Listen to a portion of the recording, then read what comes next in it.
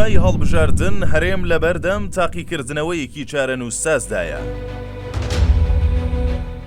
ڕۆژنامەیە العەرەبی لەندەن لە راپۆرتێکی درێژدا ئاماژەی بۆ ئەوە کردووە هەرێمی کوردستان دوای تێپەڕاندنی ئاستەنگەکانی ئەنجامدانی هەڵبژاردن لە بەردەم تاقیکردنەوەیەکی چارەنووسسازی دیکەدایە کە خۆی لە پێکێنانی حکوومەتی نوێدا دەبینێتەوە.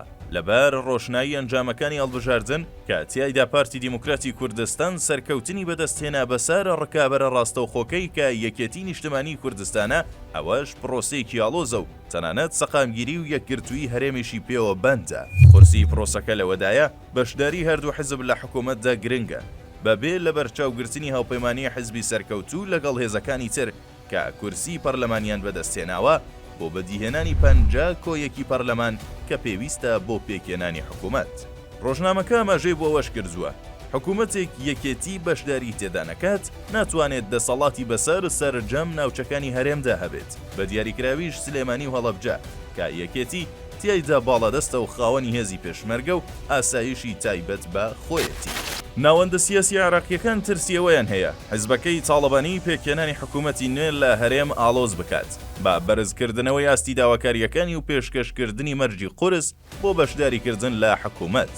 هەروەها ڕۆژنامەکە ئاماژەی بۆش کردووە ترسی دەستوەردانی دەرەکیشیان هەیە لە گۆڕەپانی سیاسی هەرێمدا کە خۆی لە حیزب و گروپە هاوپەیمانەکانی ئێران و دەسەڵاتدار لە دەوڵەتی عێراقدا دەبینێتەوە کە پاڵپشتێکی بەهێزی یەکێتیان کردووە بە ئومێدی گۆڕینی هاوکێشە هێز لە هەرێمی کوردستاندا.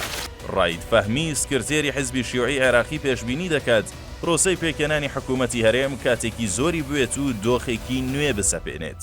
ڕاشیگەیاندووە زمانی هەردوو حیزبە سەرەکیەکە لە هەڵمەتی هەڵبژاردندا زۆر تند بوو. ئەگەر دۆخەکە هەروەش بمێنێتەوە مانای وایە پارتی بە دوای هێزێکی تردا دەگەڕێت بۆ هاوپەیمانیکردن لەگەڵی لە بری یەکێتی.